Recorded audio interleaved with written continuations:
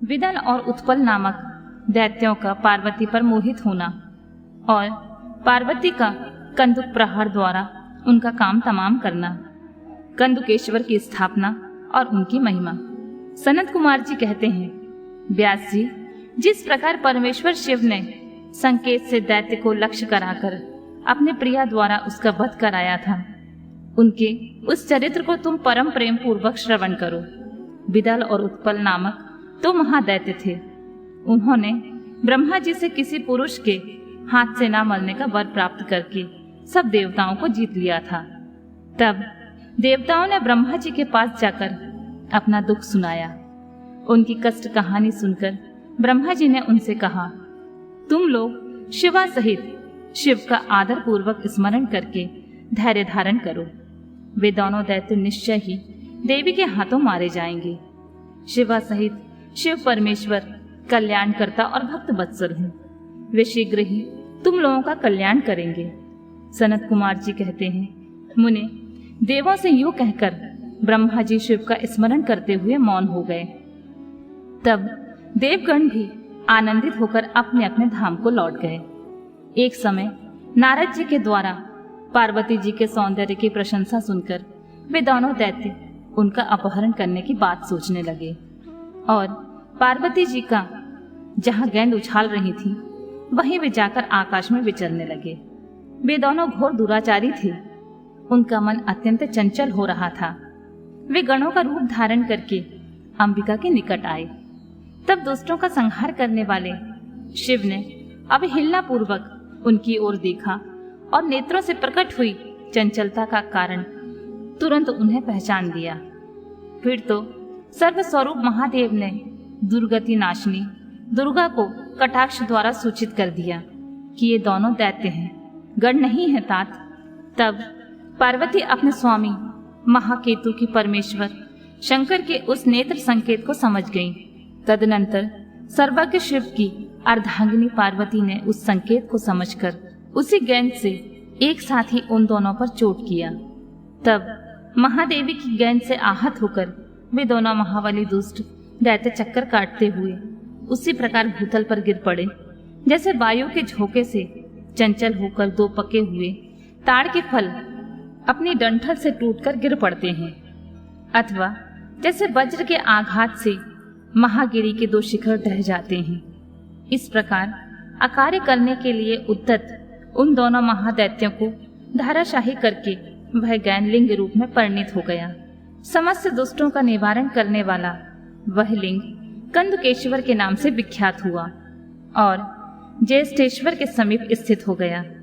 काशी में स्थित कंदुकेश्वर लिंग दुष्टों का विनाशक, भोग मोक्ष प्रदाता और सर्वदा सत्पुरुषों की समस्त कामनाओं को पूर्ण करने वाला है। जो मनुष्य इस अनुपम आख्यान को हर्षपूर्वक सुनता है, सुनाता है अथवा पढ़ता है, उसे भय का दुख कहाँ। वह इस लोक में नाना प्रकार के संपूर्ण उत्तमोत्तम सुखों को भोग कर अंत में देव दुर्लभ दिव्य गति को प्राप्त कर लेता है। ब्रह्मा जी कहते हैं, मुनि सत्तम, मैंने तुमसे रुद्र संहिता के अंतर्गत इस युद्ध खंड का वर्णन कर दिया है। यह खंड संपूर्ण मनोरथों का फल प्रदान करने वाला है। इस प्रकार मैंने पूरी की पूरी रुद्र संहिता का वर्णन कर दिया। यह शिव जी को सदा परम प्रिय है और भुक्ति मुक्ति रूप फल प्रदान करने वाली है। सूत जी कहते हैं, इस प्रकार शिवानुगामी ब्रह्मपुत्र नारद शंकर के उत्तम यश को तथा शिव सतनाम को सुनकर कृतार्थ हो गए।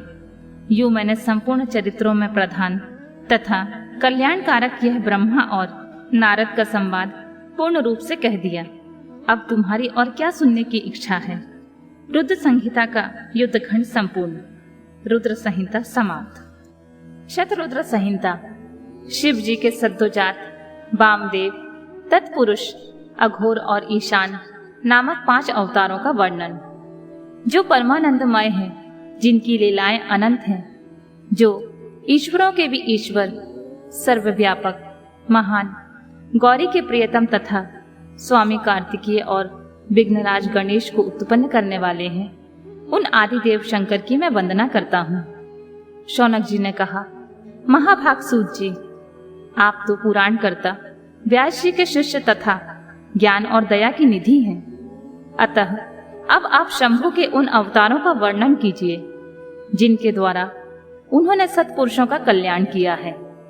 सूत जी बोले, शौनक जी, आप तो मननशील व्यक्ति हैं, अतः अब मैं आपसे शिव जी के उन अवतारों का वर्णन करता हूँ। आप अपने इंद्रियों को वश में करके भक्ति पूर्वक मन लगाकर श्रवण कीजिए।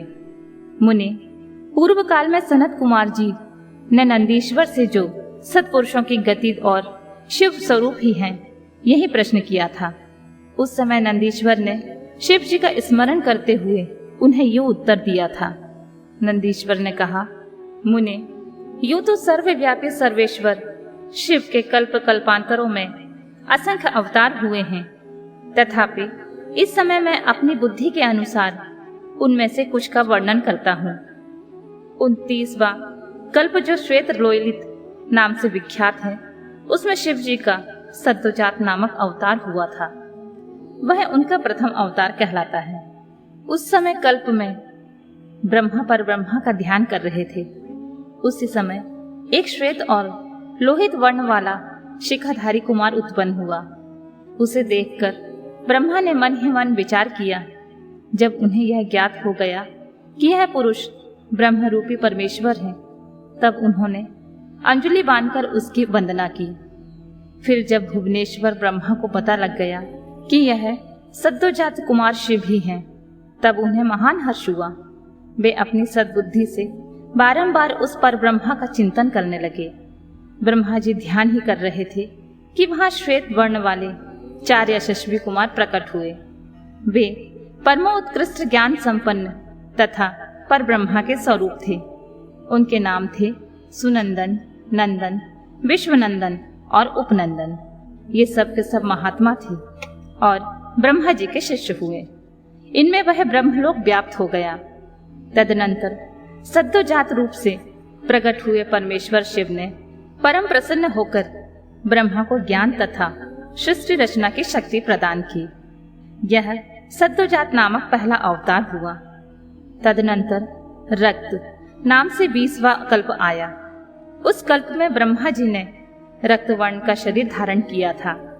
जिस समय ब्रह्मा जी पुत्र की कामना से ध्यान कर रहे थे, उसी समय उनमें एक पुत्र प्रकट हुआ। उसके शरीर पर लाल रंग की माला और लाल रंग के ही वस्त्र शोभा पा रहे थे। उसके नेत्र भी लाल थे और आभूषण भी लाल रंग के ही धारण किए हुए था। उस महान आत्मबल से संपन्न कुमार को देखकर ब्रह्मा जी ध्यानस्थ हो गए। तब उन्हें ज्ञात हो गया कि वामदेव शिव हैं। तब उन्होंने हाथ जोड़कर उस कुमार को प्रणाम किया। तत्पश्चात उनके बिरजा, विवाह, विशोक और विश्वभावन नाम के 4 पुत्र उत्पन्न हुए, जो सभी लाल वस्त्र धारण किए हुए थे। तब वामदेव रूपधारी परमेश्वर शंभु ने प्रसन्न होकर ब्रह्मा जी को ज्ञान तथा सृष्टि रचना की शक्ति प्रदान की। यह वामदेव का दूसरा अवतार हुआ। इसके बाद 21वां कल्प आया, जो पीतवासा नाम से कहा जाता था।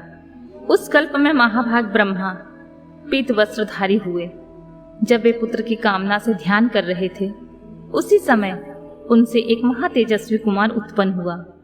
उस प्रौढ़ कुमार की भुजाएं विशाल थीं और उसके शरीर पर पीतांबर झलमला रहा था।